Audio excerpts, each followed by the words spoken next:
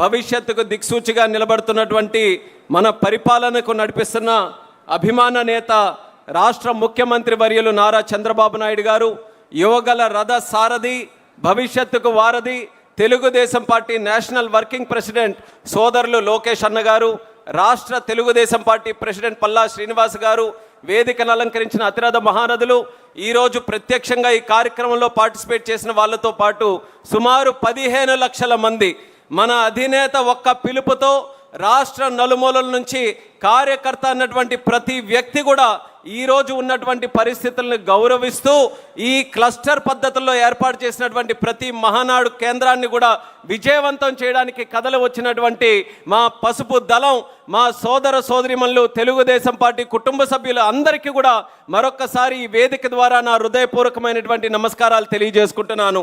ఈ యొక్క కార్యక్రమంలో అత్యంత ముఖ్యమైన కీలకమైనటువంటి తీర్మానం ఈ రాజకీయ తీర్మానం. పెద్దలు సీనియర్లు చాలామంది ఉన్నారు, వాళ్ళందరికీ కూడా గుర్తుంటుంది. ఒకప్పుడు ఈ రాజకీయ తీర్మానం ప్రవేశపెట్టినటువంటి వ్యక్తి నాన్నగారు స్వర్గీయ కింజరాపు ఎర్రన్నాయుడు గారు. అటువంటి స్థానం మళ్ళీ ఒక చిన్న వయసులోనే నాకు ఈ స్థానాన్ని కల్పించినటువంటి పెద్దలు, మనందరి కుటుంబ పెద్ద చంద్రబాబు నాయుడు గారికి మరొక్కసారి వేదిక ద్వారా నా ధన్యవాదాలు తెలియజేసుకుంటూ, రాజకీయ తీర్మానం అంటే మొట్టమొదటిగా మనం మొదలుపెట్టేది తెలుగుదేశం పార్టీ చరిత్ర దగ్గర నుంచి.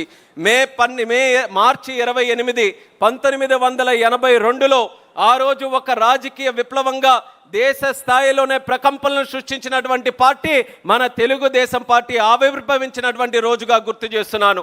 ఆ రోజు విశ్వవిఖ్యాత నట సార్వభౌముడు, యుగ పురుషుడు నందమూరి తారక రామారావు గారు రాష్ట్రంలో ఉన్నటువంటి పరిస్థితులు, తెలుగు జాతికి ఉన్నటువంటి ఆ దుర్భర పరిస్థితులు, అవినీతి ప్రభుత్వాన్ని ఆ రోజు కాంగ్రెస్ పరిపాలిస్తే వాటన్నిటిని కూడా చూసి రాజకీయాల్లో సమాజంలో ఒక పెనుమార్పు తీసుకొని రావాలని ఆయన సాధించినటువంటి విజయాలన్నిటిని కూడా పక్కన పెట్టి ఒక సామాన్యమైనటువంటి వ్యక్తిగా చైతన్య రథయాత్ర రాష్ట్రంలో చేస్తూ తెలుగు ప్రజల్ని ఉత్తేజపరుస్తూ తెలుగు వారి ఆత్మ గౌరవం కోసం పుట్టినటువంటి పార్టీ మన తెలుగుదేశం పార్టీ అనేది గుర్తు చేస్తున్నాను.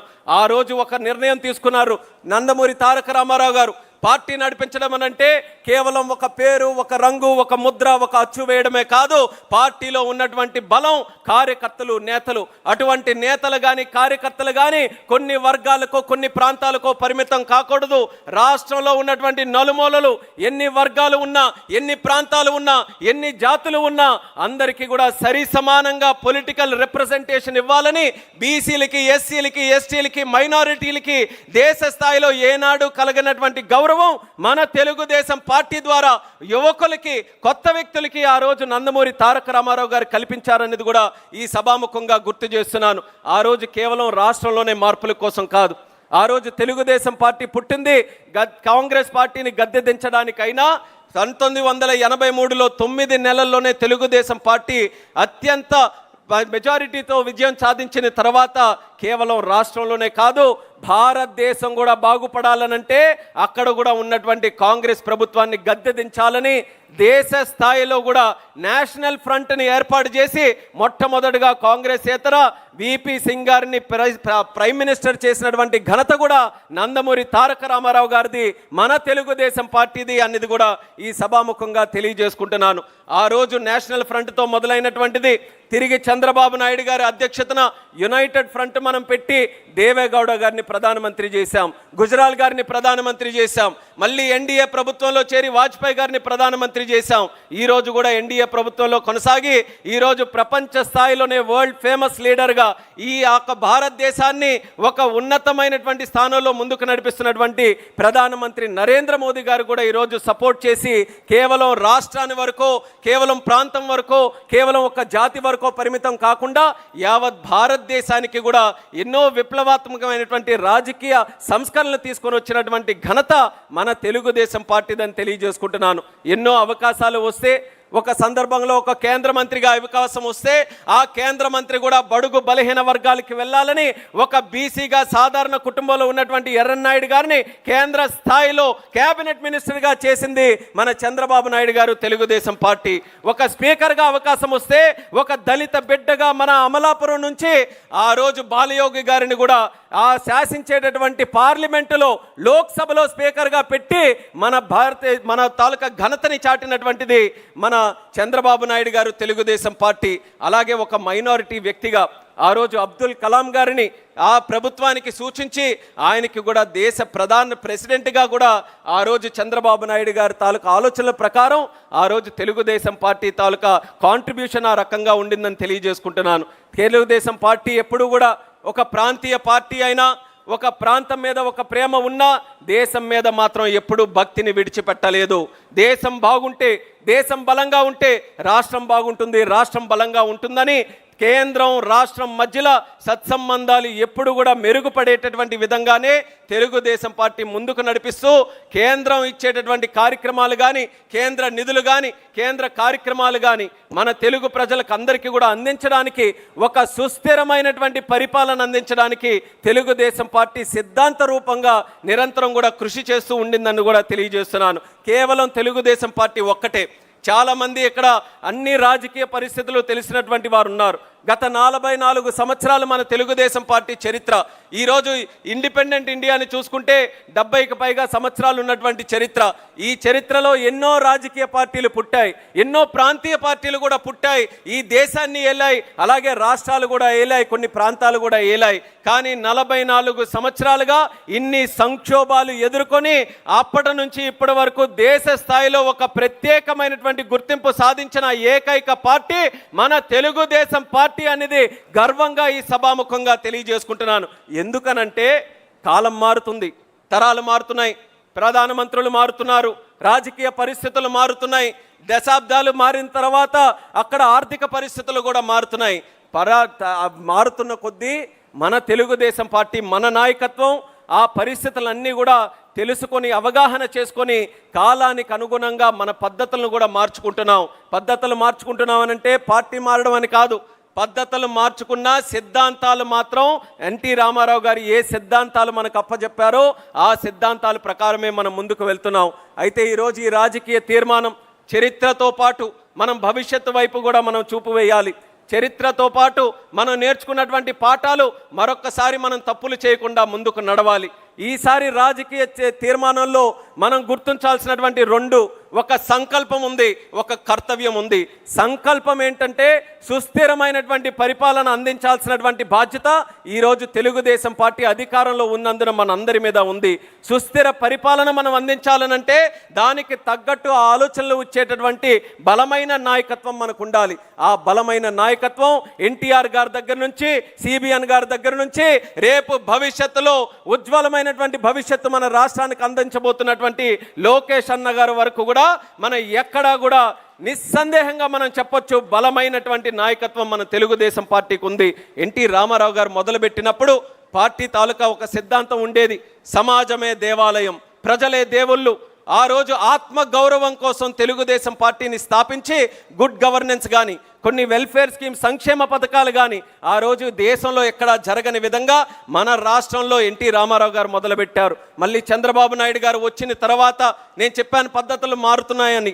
ఆ రోజు సమాజమే దేవాలయం, ప్రజలే దేవుళ్ళనంటే చంద్రబాబు నాయుడు గారు వచ్చిన తర్వాత every crisis is an opportunity, ప్రతి సంక్షోభం కూడా మనకు ఒక అవకాశం లాంటిది, దాన్ని మలుచుకోవాలని ఫ్యూచరిస్టిక్ టెక్నాలజీస్కి మన తెలుగు జాతి ఒక వేదికగా తయారు చేయడం, అలాగే డెవలప్మెంట్ అని ఎప్పుడూ లేనిది ఒక పదం రాజకీయాలకి తోడు చేసినటువంటి వ్యక్తి మన చంద్రబాబు నాయుడు గారు. ఆ పదం ఏంటంటే విజన్ అనేటటువంటి పదం. ఎందుకనంటే ఏ రాజకీయ నాయకుడైనా, ఏ పార్టీ అయినా సరే రాజకీయాలతో సత్సంబంధాలు ఉన్నప్పుడు 5 సంవత్సరాలకి వచ్చేటటువంటి ఎలక్షన్ల వరకే చూసేవాడు, కానీ ఎలక్షన్లు దాటి జనరేషన్స్ వరకు చూసినటువంటి ఏకైక వ్యక్తి చంద్రబాబు నాయుడు గారు. అందుకనే 5 సంవత్సరాలకు వచ్చే ఎలక్షన్లు విడిచి 20, 30, 40 సంవత్సరాల వరకు చూపించేటటువంటి విజన్ని అందుకొని ఆ చంద్రబాబు నాయుడు గారు ముందుకు వచ్చారు. దానితో పాటు ఈరోజు కొత్త తరం వచ్చింది, యువతరం వచ్చింది. యువతరం అని అంటేనే స్పీడ్తో కంపేర్ చేస్తూ ఉంటాం. అందుకనే ఈజ్ ఆఫ్ డూయింగ్ బిజినెస్ నుంచి స్పీడ్ ఆఫ్ డూయింగ్ బిజినెస్ చేస్తూ 2 సంవత్సరాల్లోనే అక్షరాల 24 లక్షల కోట్ల రూపాయలు మన ఆంధ్రప్రదేశ్ రాష్ట్రానికి తీసుకొని వచ్చి ఒక కొత్త చరిత్రకి, ఒక కొత్త వరవడికి శ్రీకారం చుట్టినటువంటి వ్యక్తి అన్న లోకేష్ అన్న గారు అన్నది కూడా తెలియజేస్తున్నాను. ఈయన తాలూకా పద్ధతుల్లో జాబ్ క్రియేషన్, అలాగే ఎడ్యుకేషన్ ఒక ప్రధానమైనటువంటి సెక్టర్గా ఎంచుకున్నారు. ఆయన కూడా చాలా సందర్భాల్లో చెప్పారు, రాజకీయాల్లో ఒక మినిస్టర్ పదవి తీసుకున్నటువంటి వ్యక్తులు అత్యంత దూరంగా దేనికైనా ఉంటున్నారనంటే ఎడ్యుకేషన్ మినిస్ట్రీకి. సర్వసాధారణంగా ఎవరు కూడా ముట్టుకోరు, కానీ స్వయంగా లోకేష్ అన్న బాధ్యత తీసుకున్నాడు. ఆ బాధ్యత ఆయన కోసమేనే కాదు, ఆయన గురించని కాదు, ఈ రాష్ట్రంలో రేపు భవిష్యత్తు తరం చక్కగా తయారవ్వాలనంటే మన క్లాస్ రూములు బాగుపడాలి. ఆ క్లాస్ రూములు బాగుపడాలనంటే నాలాంటి ఒక వ్యక్తి దానికి ఉంటూ ఒక ఫోర్స్గా ముందుకు నడిపించాలని ఈ క్లాస్ రూముల్లో కూడా ఈరోజు పెనుమార్పులు, మన పిల్లలకి ఉజ్వలమైనటువంటి భవిష్యత్తు ఇచ్చే విధంగా క్లాస్ రూములు కూడా ఈరోజు తయారు చేస్తున్నారు. ఇది ప్రభుత్వ పరంగా ఒక ఆలోచన పరంగా నిర్ణయాలు అయితే, పార్టీ పరంగా కూడా కొన్ని ఈ ఆలోచనలో కూడా మనం పద్ధతుల్లో కొన్ని మార్పులు తీసుకొని వచ్చాం. ఎన్టీ రామారావు గారు ఆత్మగౌరవం అయితే చంద్రబాబు నాయుడు గారు ఆత్మవిశ్వాసం పెంచారు. అలాగే లోకేష్ అన్న గారు ఈరోజు మనోధైర్యం పెంచుతున్నారు అనేది కూడా ఈ సభాముఖంగా తెలియజేసుకుంటున్నాను. అలాగే ఎన్టీ రామారావు గారు ఉన్నప్పుడు మనకందరికీ అన్ని కార్యక్రమాలు, ముఖ్యంగా బీసీలకి సంబంధించి ఒక సోషల్ ఇంజనీరింగ్ అనే కాన్సెప్ట్ని ఆ కింద స్థాయి నుంచి వ్యక్తుల్ని ముందుకు తీసుకొని రావాలి, సోషల్ ఎకనామిక్ పొలిటికల్ రిప్రజెంటేషన్ వాళ్ళకందరికీ కూడా క్రియేట్ చేయాలని ముందుకు తీసుకొని వస్తే మళ్ళీ ఆ యొక్క జాతిని, తెలుగు జాతిని చంద్రబాబు నాయుడు గారు విశ్వఖ్యాతి కింద మన పిల్లలు చదువుకొని ప్రపంచంలో ఉన్నతమైనటువంటి కంపెనీల్లో చేయాలి, సిఇఓలుగా అక్కడ కూడా పరిపాలన చేయాలని ఆ స్థాయికి, ఆ అవకాశానికి వాళ్ళు కల్పించారు. మళ్ళీ ఈరోజు లోకేష్ అన్నగారి ఆధ్వర్యంలో మళ్ళీ తెలుగు జాతి ఒక ప్రపంచ స్థాయిలోనే ఒక ప్రత్యేకమైనటువంటి గుర్తింపు సాధించే విధంగా ఆయన కూడా ఈరోజు కార్యక్రమాలు చేస్తున్నారు. సో ఏదైతే నాయకత్వ పరంగా ఈ 3 బలాలు కూడా ఉన్నాయో, ఈ నాయకత్వ బలాలతో మన స్థిరత్వమైనటువంటి పరిపాలన మనం అందించడానికి అన్ని రకాలుగా అడుగులు వేస్తున్నాం.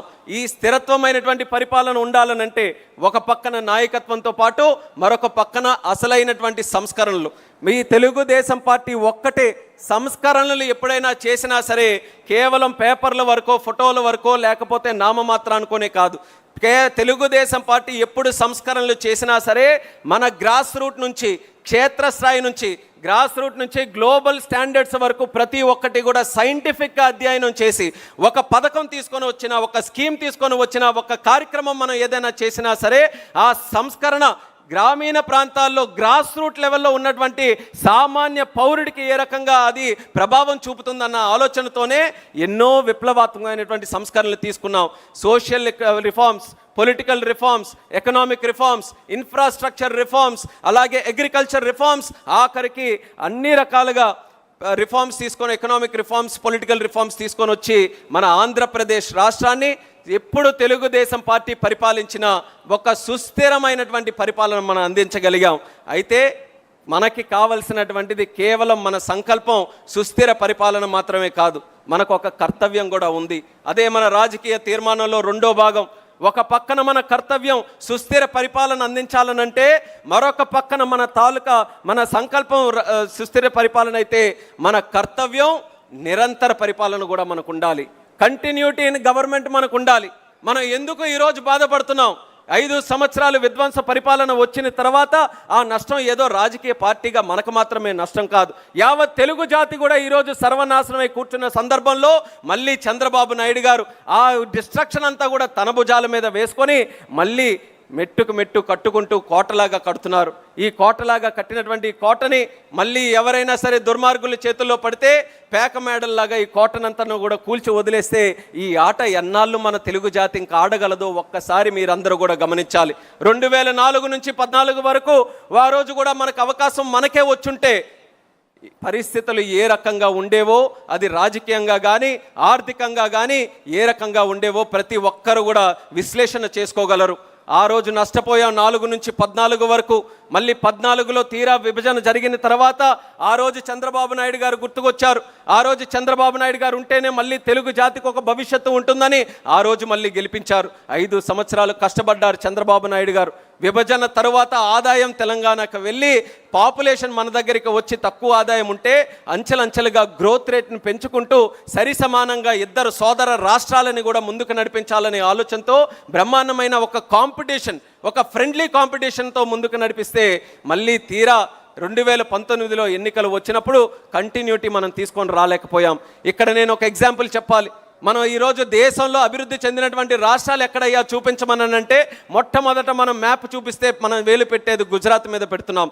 గుజరాత్ మోడల్ని మనం చూపించుకొని ఏ సెక్టర్ని చూసుకున్నా సరే గుజరాత్ ఎలా చేసింది మనం కూడా ఎలా చేయాలని ప్రతి ఒక్కరం కూడా దాన్ని ఎగ్జాంపుల్గా తీసుకొని చేస్తున్నాం. అలాంటి ఎగ్జాంపుల్ ఎందుకు చేయగలుగుతున్నారు అక్కడ 5 సార్లు కంటిన్యూస్గా వాళ్ళ ప్రభుత్వం వచ్చిన తర్వాత ఈరోజు ఎలాంటి ప్రోగ్రామ్ చేసినా సరే ఎక్కడ పాలసీ పెరాలిసిస్ లేకుండా, డెవలప్మెంట్ డీరైల్మెంట్ లేకుండా, ఆ రోజు 2022లో బీజేపీ ప్రభుత్వం అక్కడ వస్తే వాళ్ళు ఏ విజన్తోనైతే ప్రభుత్వం ముందుకు నడిపిస్తున్నారో ఆ కంటిన్యూటీతో ఈ రోజు వరకు కూడా కొనసాగుతుంది. కాబట్టి గుజరాత్లో ఏ డెవలప్మెంట్ ఎజెండా తీసుకొని వచ్చినా పూర్తి సహకారం వాళ్ళకు అందుతుంది. మనకేమో 5 years చేస్తే మళ్ళీ 5 years లేకపోతే మళ్ళీ 5 సంవత్సరాలు అభివృద్ధి సాధించింది, 20 సంవత్సరాలు మనం వెనక్కి వెళ్ళిపోతుంటే అసలు ఎక్కడ మన జాతి ముందుకు వెళ్ళగలదో మనం అందరం కూడా ఒక్కసారి గమనించాలి. అందుకనే ఒక పక్కన సుస్థిర పరిపాలన అందిస్తూ నిరంతర పరిపాలనకి కూడా మనం కృషి చేస్తూ ఉండాలి. ఈ నిరంతర పరిపాలన అందించాలనంటే నాయకులం, వేదిక మీద ఉన్నవాళ్ళం, ఇక్కడ ఉన్నవాళ్ళం, క్లస్టర్లో బూతుల్లో అక్కడ కూడా పనిచేస్తున్నటువంటి నాయకులు, కార్యకర్తలు అందరూ కూడా ఏకైక ఎజెండాతో ముందుకు వెళ్ళాలి. చిన్న ఎలక్షన్ దగ్గర నుంచి పెద్ద ఎలక్షన్ వరకు, ఎలక్షన్లు అంటే 5 సంవత్సరాలు వచ్చేవే కాదు, ఏ ఎలక్షన్ వచ్చినా సరే ప్రతి ఎలక్షన్ కూడా అత్యధికమైనటువంటి మెజారిటీతో గెలిపించే బాధ్యత కార్యకర్తలు, నాయకులు అందరం కూడా కలిసికట్టుగా తీసుకొని ఈ తెలుగుదేశం పార్టీ ఎల్లప్పుడూ కూడా ముందంజలో ఉండేటటువంటి కార్యక్రమం చేస్తూ ఉంటే అప్పుడు ఎక్కడ కూడా మనకి డీరైల్మెంట్ అనేది లేకుండా కంటిన్యూటీ ఇన్ గవర్నమెంట్ కూడా మనం సాధించేటటువంటి అవకాశం ఉంటుంది. మరొక 2 విషయాలు ఈరోజు ఉన్నటువంటి పరిస్థితుల ప్రకారం, ఎందుకనంటే తెలుగుదేశం పార్టీ 44 సంవత్సరాలైనా సరే నిత్య యవ్వనంతో ముందుకు నడిచే పార్టీ. ఎందుకనంటే యూత్ని ఎప్పటికప్పుడు మనం ఇన్వాల్వ్ చేస్తున్నాం. ఈరోజు పెద్ద ఎత్తున లోకేష్ అన్న గారు కూడా వర్కింగ్ ప్రెసిడెంట్ అవ్వడం వల్ల జెన్జీ కానీ, యువతరం కానీ, రేపు రాబోతున్నటువంటి యువతరం కానీ అందరూ కూడా ఎంతో ఆసక్తిగా ఈ తెలుగుదేశం పార్టీ వైపు చూస్తున్నారు. అదే నాయకులకి కానీ, గ్రామీణ ప్రాంతాల్లో మనం పనిచేస్తున్నటువంటి కార్యకర్తలు కూడా పిలుపునిస్తున్నాం. యువతని ఎక్కడికక్కడ ఇన్వాల్వ్ చేయండి. యువత తాలూకా మాటని, యువత తాలూకా వాయిస్ని మన పార్టీలో కూడా ఎక్కడికక్కడ బలంగా బయటకు వచ్చే విధంగా వాళ్ళకి కూడా అవకాశం ఇవ్వాలని సందర్భంగా తెలియజేస్తున్నాను. అలాగే స్త్రీలు అత్యంత ముఖ్యమైనటువంటి వారు. స్త్రీలు బలపడితే కుటుంబం బలపడుతుంది, కుటుంబం బలపడితే రాష్ట్రం, దేశం బలపడుతుంది, సమాజం బలపడుతుంది అని నమ్మేటటువంటి సిద్ధాంతం మన తెలుగుదేశం పార్టీది. అటువంటి స్త్రీల కోసం మనం 3 తరాలుగా ఉన్నటువంటి నాయకులు చేసినటువంటి కార్యక్రమాలు చూస్తే ఎన్టీ రామారావు గారు ఉన్నప్పుడు స్త్రీలను గుర్తించి ఆస్తిలో సమాన హక్కులు వాళ్ళు కల్పించారు. చంద్రబాబు నాయుడు గారు ఉన్నప్పుడు స్త్రీలను గుర్తించి ఎకనామిక్ ఎంపవర్మెంట్ కింద డ్వాక్రా సంఘాలు పెట్టారు. మళ్ళీ ఈరోజు అదే లోకేష్ అన్న స్త్రీలను గుర్తించి చరిత్రాత్మకమైనటువంటి నిర్ణయం తీసుకొని 33% పొలిటికల్ రిజర్వేషన్ ఎలక్షన్లో కల్పించినటువంటి పార్టీగా ఈ తెలుగుదేశం పార్టీని ముందుకు నడిపించున్నారు. ఇప్పుడే అచ్చెన్నాయుడు గారు కూడా మాట్లాడుతూ చెప్పారు, మరొక పక్కన ఒక 3 జనరేషన్లో ఉన్నటువంటి ఎగ్జాంపుల్ తీసుకొని వేట కొడవళ్ళ నుంచి, కత్తుల నుంచి, గొడ్డల వరకు వస్తే మనమేమో ఆస్తిలో సమాన హక్కులు కల్పిస్తూ, డ్వాక్రా సంఘాలకు ఇస్తూ, పొలిటికల్ ఎంపవర్మెంట్ ఇస్తూ 33% చేస్తున్నాం. ఎక్కడైనా ఒక కంపారిజన్ ఉందా ఈ 2 ఫ్యామిలీస్కి కానీ, ఈ 2 పార్టీస్కి కానీ, ఈ 2 సిద్ధాంతాలకి కానీ అనేది ప్రజలు కూడా ఆలోచించమని ఈ సందర్భంగా కోరుతున్నాను. యువతను ఇన్వాల్వ్ చేయాలి, మహిళల్ని మనం ఇన్వాల్వ్ చేసుకుంటూ, ముఖ్యంగా ఈ రోజుల్లో క్షేత్రస్థాయిలో ఫిజికల్గా మనం ఎంత కష్టపడుతున్నామో సోషల్ మీడియాలో కూడా ప్రతి ఒక్కరూ దృష్టి పెట్టాలి. సోషల్ మీడియా కూడా ఒక పాఠం లాంటిదే. సామాన్య కార్యకర్త అయినా అది చూడాలి. అంటే అందులోని ఏదో అలజడి సృష్టిద్దామని కాదు, అసలు సోషల్ మీడియా ప్రచారంలో ఆ ప్రచారం ఏ రకంగా జరుగుతుంది, బెనిఫిట్గా జరుగుతుందా, నెగిటివ్గా జరుగుతుందా, దాని మీద కూడా చూసుకొని రైట్ ఇన్ఫర్మేషన్ మనం పాస్ చేయడానికి ప్రతి ఒక్క కార్యకర్త కూడా సోషల్ మీడియా మీద అలర్ట్గా ఉంటూ దాని మీద కూడా నిత్యం కూడా స్టడీ చేస్తూ ముందుకు నడవాలని, ఆ నిరంతర పరిపాలనకి వీళ్ళందరినీ కూడా ఇంక్లూడ్ చేసుకుంటూ మనం ముందుకు నడిపించాలని కూడా ఈ సభాముఖంగా తెలియజేసుకుంటున్నాను. అయితే 2019 నుంచి 24 వరకు ఆ రోజు ఉన్నటువంటి విధ్వంస పరిపాలన మనం చూసాం. ఆ రోజు ఉన్నటువంటి ప్రిజనరీ పరిపాలన నుంచి ఈరోజు ఒక విజనరీ పరిపాలనకు మనకు వచ్చాం. ప్రిజనరీ పరిపాలనలో గొడ్డలి వస్తే విజనరీ పరిపాలనలో గూగుల్ వచ్చింది.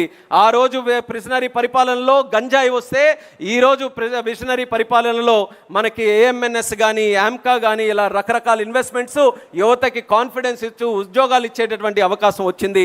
ఆ రోజు ప్రిజనరీ పరిపాలనలో డెడ్ బాడీలు డోర్ డెలివరీ చేస్తే ఈరోజు విజనరీ పరిపాలనలో ఫోన్ల ద్వారా వాట్సాప్ గవర్నెన్స్ డెలివరీ మనం చేస్తున్నామన్నది కూడా తెలియజేస్తున్నాను. ఆ రోజు శవాల మీద రాజకీయాలు చేస్తే ఈరోజు యువతకి ఉపాధి అవకాశాలు మనం ఇస్తున్నాం. ఆ రోజు మూడు మొక్కలాట ఆడితే ఈరోజు ప్రజా రాజధాని అమరావతిని మనం తీర్చిదిద్దుతున్నాం. ఆ రోజు సంక్షోభం ఉంటే ఈరోజు సంక్షేమంతో ముందుకు వెళ్తున్నాం. అది విజనరీకి ఉన్నటువంటి తేడాన్ని తెలియజేస్తున్నాను. ఈరోజు కేంద్ర మంత్రిగా ఒక అవకాశం వచ్చిన తర్వాత 2024 తర్వాత 2 డావోస్ కార్యక్రమాలు జరిగాయి. డావోస్లో వెళ్ళిన మొట్టమొదటి సంవత్సరం వెళ్ళాం. జనవరి 2025 ముఖ్యమంత్రి గారితో కొన్ని కార్యక్రమాల్లో కూర్చున్నాం. అన్న లోకేష్ అన్న గారు కూడా ఉన్నారు. ఆ రోజు ప్రపంచ స్థాయిలో ఎన్నో కంపెనీలన్నీ కూడా మనం పిలుచుకొని, అయ్యా ఒక్కసారి రండి, ఆంధ్రప్రదేశ్ తాలూకా స్టాల్ ఉంది, ఒక్కసారి కలిసి మా దగ్గర ఏ అవకాశాలు ఉన్నాయని చూడండి అంటే చాలామంది అంత ఇంట్రెస్టెడ్గా చూపించలేదు. అంత యాక్టివ్గా మన దగ్గర రావడానికి అంత సుముఖంగా లేరు. అయినా కొంతమంది వచ్చిన తర్వాత తీరా మనం అన్ని రకాల అవకాశాలు, మన గవర్నెన్స్, మన పరిపాలన, మన పార్టీ యొక్క విధి విధానాలు అన్నీ కూడా చెప్పిన తర్వాత ఇది సరే, మళ్ళీ తర్వాత మీ ప్రభుత్వం మారిపోతే మా పరిస్థితి ఏంటన్నటువంటి క్వశ్చన్ ఆ రోజు 2025లో అడిగారు. అలాగే ఢిల్లీలో కూడా వెళ్ళాం.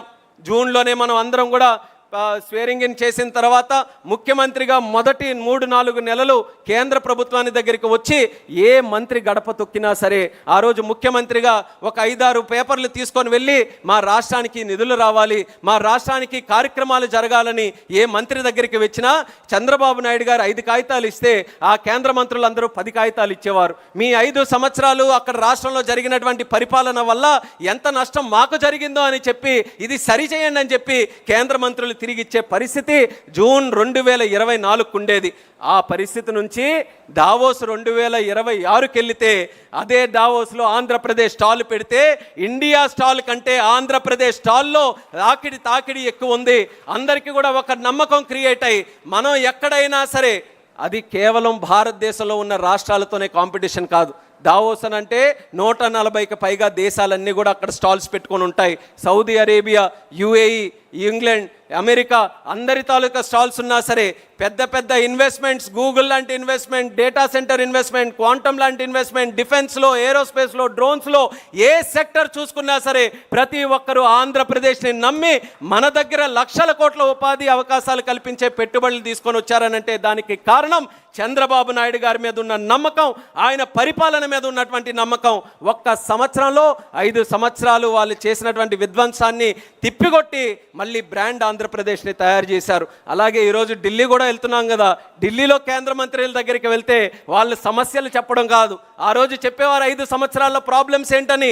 ఈరోజు ఏం చెప్తున్నారంటే మోదీ గారు దేశంలో కొత్త పథకం తీసుకొని వచ్చారు, కొత్త సంస్కరణ తీసుకొని వచ్చారు. సోలార్ ఎనర్జీలో కావచ్చు, ఇన్వెస్ట్మెంట్స్లో కావచ్చు, సెమీ కండక్టర్స్లో కావచ్చు, ఎయిర్పోర్ట్స్లో కావచ్చు, ఇలా ఏ సెక్టర్ తీసుకొని వచ్చినా అది ఇంప్లిమెంట్ చేయాలనంటే ఆ ఘనత చంద్రబాబు నాయుడు గారికే ఉందని ఈరోజు ఎవరు వెళ్ళినా సరే స్కీములు ఇచ్చి అయ్యా తొందరగా మీరే చేయండి, మీరు చేస్తే ఆదర్శంగా మిగతా రాష్ట్రాలు తీసుకెళ్తాయని ఈరోజు ఆ పరిస్థితిని కూడా మార్చి దావోస్ కానీ, ఢిల్లీ కానీ, ఆంధ్ర పరిపాలన తాలూకా విధానం చంద్రబాబు నాయుడు గారి ఆధ్వర్యంలో ఏ రకంగా బలంగా ముందుకు నడుస్తుందో మీరందరూ కూడా గమనించాలని తెలియజేస్తున్నాను. అందుకనే కార్యకర్తలు సుస్థిర పరిపాలన, నిరంతర పరిపాలన, stability in governance, continuity in government, ఈ 2 విషయాలు మనం ఒక జీవన విధానంగా, టీడీపీ అనంటే 9 to 5 జాబ్ లాగా కాదు, టీడీపీ అనంటే ప్రజాసేవలో, ప్రజాక్షేత్రంలో, ప్రజల సంక్షేమం కోసం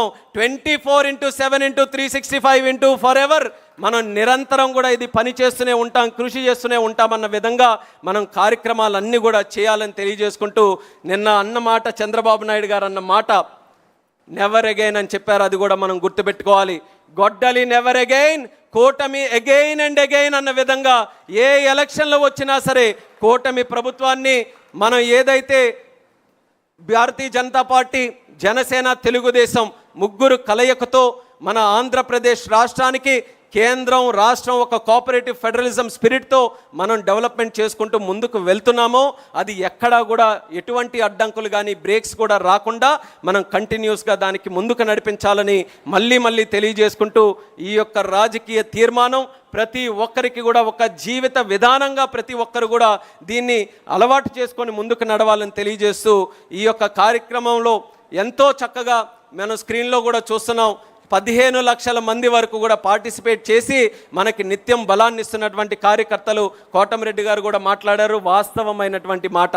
ఈరోజు కేంద్ర మంత్రిగా ఉన్నాను, చంద్రబాబు నాయుడు గారు ఆశీర్వదించి పంపించి ఈరోజు ఢిల్లీలో క్యాబినెట్లో సెంటర్లో కోట్ వేసుకొని అక్కడ క్యాబినెట్లో కూర్చుంటే చాలా గొప్పగానే ఉంటుంది. కానీ పసుపు చొక్కా వేసుకొని మహానాడులో ఇక్కడ కృషి చేస్తే అంతకంటే గొప్పతనం ఏ తెలుగుదేశం పార్టీ కార్యకర్తకు కానీ నాయకుడికి దొరకదు. అది నాకు ఎప్పుడు కూడా లభిస్తూ ఉంటుందని మరొకసారి ఈ సందర్భంగా తెలియజేస్తూ, మొట్టమొదటి ప్రాధాన్యత పార్టీకి క్యాడర్కి మనం ఇచ్చి తరువాత మనం ఆ ప్రభుత్వానికి కూడా మనం సేవ చేస్తూ ముందుకు నడవాలని ఈ మహానాడు ద్వారా ప్రతి ఒక్కరికి కూడా తెలియజేసుకుంటూ, చంద్రబాబు నాయుడు గారికి మరొక్కసారి నా హృదయపూర్వకమైనటువంటి అభినందనలు. ఏ రోజు కూడా తెలుగుదేశం పార్టీలో పనిచేసినటువంటి ఒక నాయకుడు తాలూకా బిడ్డగా కాకుండా తన సొంత బిడ్డగా చూసుకొని ఎల్లప్పుడూ కూడా నాకు ఆశీర్వదిస్తున్నారు. నా తరపున నాలాంటి కుటుంబాలు లక్షలు ఉన్నాయి తెలుగుదేశంలో. నాకొక్కరికని కాదు, ప్రతి ఒక్కరికి కూడా అదే భావనతో ఆయన చూస్తున్నారు. వాళ్ళందరి తరపున కూడా ఆయన పాదాలకి నమస్కరించుకుంటూ ఈ అవకాశం కల్పించిన ఆయనకి హృదయపూర్వక ధన్యవాదాలు తెలియజేస్తూ, కాస్త సమయం ఎక్కువైంది కాబట్టి మన్నించాలని కూడా తెలియజేసుకుంటూ మీ అందరి దగ్గర సెలవు తీసుకుంటున్నాను. జై తెలుగుదేశం, జై తెలుగుదేశం, జై తెలుగుదేశం. చంద్రబాబు నాయుడు గారి నాయకత్వం, లోకేష్ అన్న గారి నాయకత్వం. Thank you Ram. గొడ్డల పార్టీ నెవర్ అగైన్, కూటమి వన్స్ అగైన్ అంటూ స్ఫూర్తివంతమైనటువంటి సందేశాన్ని ఇచ్చినటువంటి రామ్మోహన్ నాయుడు గారికి ధన్యవాదాలు తెలియజేసుకుంటూ, ఈ తీర్మానాన్ని బలపరచడానికి గాను